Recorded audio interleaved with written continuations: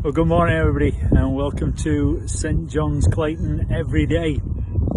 You know, I love living in Clayton. You don't have to go very far to realise what a beautiful place it is. All around you there is countryside to die for.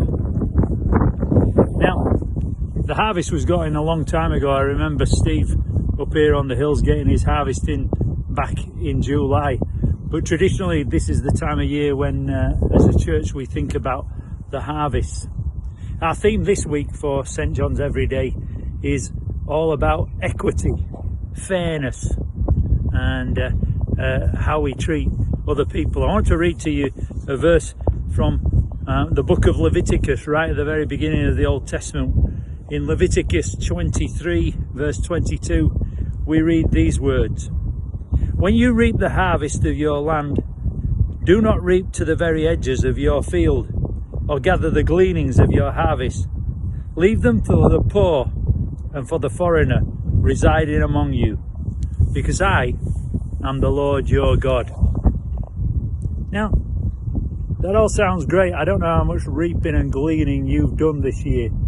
And it led me to think about, well, what does that mean for me in practice? What does it mean for me to look out for the poor and the foreigner amongst us? Now, it might mean for me, it might mean me providing food for a neighbour, loving my neighbour, putting that into practice. It might be a local thing, but it might also be a global thing. It might mean that I have to think about, well, where do I buy my food from, and what kind of food do I buy? Is it fairly traded? And what does that mean, especially in the current climate of all that we're going through at the moment?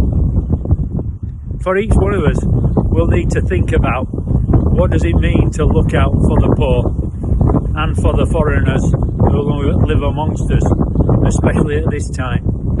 And I pray that today's thought for the day might have made you think of what it might mean to put that into practice.